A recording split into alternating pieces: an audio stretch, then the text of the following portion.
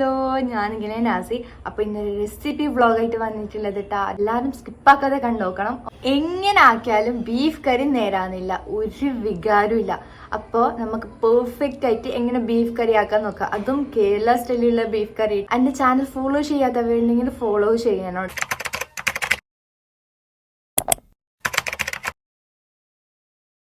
ഞാനൊരു 2 കിലോൻ്റെ അടുത്ത് എന്താ പറയുക ബീഫ് എടുത്തിട്ടുണ്ട് കേട്ടോ. നിങ്ങൾക്ക് എത്ര കിലോന് വേണം അത്ര നോക്കിയിട്ട് അനുസരിച്ചിട്ട് എടുക്കുക. നല്ല ഫ്രഷ് ചെറിയ ചെറിയ കട്ടാക്കി എടുത്തിട്ടുണ്ട് കേട്ടോ. പിന്നെ ഒരു 3 ഉള്ളിയും എടുത്തിട്ടുണ്ട്. അത് ചെറിയ കഷ്ണമൊന്നുമല്ല, അത്യാവശ്യം കുറച്ച് കട്ടാക്കിയിട്ട് എടുത്തിട്ടുണ്ട്. പിന്നെ ഇഞ്ചിയും വെളുത്തുള്ളിയും പച്ചമുളക് അരച്ചിട്ട് കൊണ്ടുവന്നിട്ട് പിന്നെ ഈ ബീഫെല്ലാം കുക്കറിൽ ഇട്ടിട്ട് കൊടുക്കുക കേട്ടോ. വെള്ളം ഒഴിക്കണ്ട. വെള്ളം നമ്മൾ എന്താ പറയുക വേഗം തന്നെ വെള്ളം വിടും, അതുകൊണ്ട് വെള്ളം ഒഴിക്കണ്ട. ബീഫെല്ലാം ഇട്ട് കൊടുത്തിട്ട് നമ്മൾ ഇഞ്ചി വെളുത്തുള്ളി പേസ്റ്റ് ഉണ്ടല്ലോ അത് ഇട്ട് കൊടുക്കുക. പിന്നെ നമ്മൾ ഉള്ളിയെല്ലാം കട്ടാക്കിയത് ഇട്ട് കൊടുക്കുക കേട്ടോ. സത്യം പറഞ്ഞാൽ ഇങ്ങനെ ഇടല, ഞാൻ കുറേ കൂട്ടം ട്രൈ ആക്കി, എപ്പോഴും ഫ്ലോപ്പ് ആവും കേട്ടോ. ഫ്ലോപ്പ് ആവും, ഒന്നെങ്കിൽ കയ്പ്പ് വരും, ഒരു ടേസ്റ്റ് ഉണ്ടാക്കിയില്ല, എന്തൊന്നും തിരിയുന്നുണ്ടായിട്ടാ. ഇപ്പോൾ കുറച്ച് ഓക്കെ ആയിട്ടാ, ഇപ്പോൾ പെർഫെക്റ്റ് ആയിട്ട് ഓക്കെ എന്നല്ല, ഒരു 3/4 ഓക്കെ. പിന്നെ ഉപ്പിട്ടിട്ട് നല്ല പാങ്ങയിൽ മിക്സ് ആക്കിയിട്ട് കൊടുക്കുക. ഉപ്പ് എല്ലാ സ്ഥലത്ത് എത്തണം. പിന്നെ മഞ്ഞൾപ്പൊടി അതേ കണക്ക് മഞ്ഞൾപ്പൊടിയും നല്ല പാങ്ങയിൽ മിക്സ് ആക്കിയിട്ട് എടുക്കാം. ഞാൻ മങ്ങല കഴിക്കുന്ന മുമ്പുണ്ടല്ലോ, ബീഫ് ഞാൻ ആ ഭാഗത്ത് പോയില്ല, അതിന് സ്മെല്ല് വന്നാൽ ഞാൻ പെരൻ്റെ പുറത്ത് പോകട്ടാ. എനിക്ക് പറ്റിയില്ല. ചിക്കന്, ബീഫ്, മുട്ട അങ്ങനത്തെ ഒരു സംഭവം എനിക്ക് അതിൻ്റെ സ്മെല്ല് കേൾക്കുമ്പോൾ ഒരുമാതിരി അവൾക്ക് അറിയല്ല. ഇപ്പോൾ അങ്ങനെയല്ല കേട്ടോ. മംഗലം കഴിഞ്ഞ പിന്നെ എല്ലാം തന്നാലെ പഠിച്ചോളൂ പറഞ്ഞ കാണിക്കുക, എല്ലാ തന്നാലും പഠിക്കുന്നുണ്ട്. അങ്ങനെ ഇനി ഇത് നല്ല പാങ്ങിൽ മിക്സ് ആക്കിയിട്ട് ഒരു 6 or 7 വിഷിലാക്കിയിട്ട് എടുക്കാം കേട്ടോ. വിഷിൽ പോയ ശേഷം നമുക്ക് ഇത് തുറന്ന് നോക്കാം. തുറക്കുമ്പോൾ നോക്കണം കൈയിനെല്ലാം പുക വരും കേട്ടോ. എനിക്ക് കുറേ വട്ടം പുക വന്നിട്ട് പൊള്ളിയതെല്ലാം ഉണ്ട്, അതുകൊണ്ട് സൂക്ഷിച്ചിട്ട് എടുക്കാം. ഇത് ഓപ്പൺ ആക്കുമ്പോൾ തന്നെ ഈ ഇഞ്ചി വെളുത്തുള്ളി പേസ്റ്റ് ഇട്ട് അതെല്ലാം ആകുമ്പോഴത്തേക്ക് നല്ലൊരു മണം വരും കേട്ടോ. പിന്നെ ഇത് നല്ല പാങ്ങിന് മിക്സ് ആക്കാം. ഞാൻ വെള്ളം ഒഴിച്ചിട്ടുണ്ടായിട്ടാ, ഇതിന് ഇത്ര വെള്ളം ഇതായിട്ട് വന്നിട്ട് കിട്ടിയിട്ടുണ്ട് കേട്ടോ.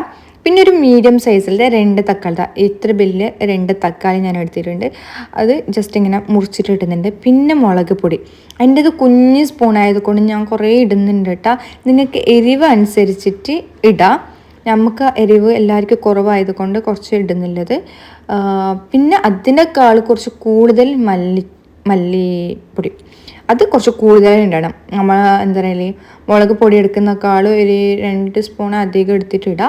എന്നിട്ട് കുറച്ച് ചൂടാക്കുക, കത്തി പോകണ്ട കേട്ടോ, ഇല്ലെങ്കിൽ ഒരുമാതിരി കയ്പ്പ് വരും. അതുകൊണ്ട് ചെറുങ്ങനെ ചൂടായ ശേഷം നമുക്ക് ഇതിലിട്ട് കൊടുക്കാം. പിന്നെ നമ്മൾ മീറ്റ് മസാല, പിന്നെ ഗരം മസാല, പിന്നെ സ്കിപ്പാക്കാൻ പറ്റാത്തൊരു ഐറ്റംസ് നമ്മൾ കുരുമുളക്. ഇതുണ്ടെങ്കിലേ ശരിക്കും ബീഫ് കറി തന്നെ ആകുന്നത് കേട്ടോ. കുരുമുളക് കുറച്ച് അധികം ഇട്ടോ, ഇതിൻ്റെ മണം ഇതിൻ്റെ ടേസ്റ്റാണ് അധികം ഇതിന് പിടിക്കുന്നത്. പിന്നെ ഇത് നല്ല പാങ്ങിൽ മിക്സ് ആക്കിയിട്ട് കൊടുത്തോ. ഞാൻ ഇത് എങ്ങനെ ആക്കിയാലും നമുക്ക് ശരിയായിട്ട് ബെത്തിയില്ല കേട്ടോ. ഇത് 2ാം പ്രാവശ്യമാണ് ഞാൻ ആക്കുന്നത്. ഇത് പെർഫെക്റ്റ് ആയിട്ട് വന്നിട്ടുണ്ട്.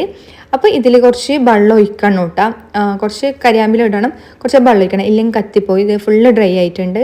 മുളക് പൊടിയെല്ലാം ഇടുമ്പോഴത്തേക്ക് തന്നെ വെള്ളമെല്ലാം അതിൽ ഇതായിട്ടുണ്ട് കേട്ടോ. കുറച്ച് വെള്ളം ഒഴിച്ചിട്ട് ഒരു കൂക്കൽ കൂക്കിച്ചാൽ മതി. എന്നിട്ട് ഒരു പാത്രത്തിൽ ഇട്ട് കൊടുക്കുക. മല്ലിച്ചപ്പ് ഇട്ടിട്ട് നല്ല പാങ്ങിൽ മിക്സ് ആക്കുക. പിന്നെ ഉണ്ടല്ലോ മല്ലി, ഫുള്ളുള്ള മല്ലി പൊടിച്ചതല്ല, അത് ജസ്റ്റ് ഒന്ന് ക്രഷ് ആക്കിയിട്ട് വന്നിട്ട് ഇട്ട് കൊടുക്കണം കേട്ടോ. കുറച്ച് ഒരു പിടി ഇങ്ങനെ ഒരു സ്പൂൺ അങ്ങനെ ഇട്ടിട്ട് കൊടുക്കുക. പിന്നെ നമ്മൾ വെളുത്തുള്ളി നല്ല പാങ്ങിൽ കുത്തിയെടുക്കുക. കുറച്ച് വെളുത്തുള്ളി എടുത്തിട്ട് നല്ല പാങ്ങിൽ കുത്തി എടുക്കുക കേട്ടോ. ഇത് നമുക്ക് എന്താ പറയുക കടു കാച്ചുന്ന കണിക്ക് കാച്ചിട്ട് അതിലിടാൻ വേണ്ടിയിട്ട് നല്ലൊരു മണം വരും. തേങ്ങ എടുക്കണം കേട്ടോ. വേറെ എണ്ണ എടുക്കുന്ന പ്രശ്നമില്ല, പക്ഷെ തേങ്ങ എടുക്കുന്നുണ്ടെങ്കിൽ ഒരു നല്ല മണം വരും. ആ മണത്തിൽ തന്നെ നമുക്ക് ഏടില്ലാത്ത പൈക്കലെല്ലാം വരും ഗൈസ്. ഇതിന് പൊറോട്ട, റുമാൽ റൊട്ടിയിൽ നെയ്ച്ചോറെല്ലാം കിട്ടണം, എൻ്റെ പൊന്നെ ഒരു രക്ഷയില്ല കേട്ടോ. അങ്ങനെ ഇത് കാച്ചിട്ട് ഇതിലിട്ട് കൊടുക്കുക, മൂടിച്ച് ഒരു പ്ലേറ്റിൽ നമുക്ക് നെയ്ച്ചോറ എന്തെങ്കിലും എടുത്തിട്ട് ഇത് സൈഡ് ഇട്ടിട്ട് കഴിക്കണം. നിങ്ങൾ മസ്റ്റായിട്ട് ട്രൈ ആക്കേണ്ട സാധനം തന്നെ കേട്ടോ.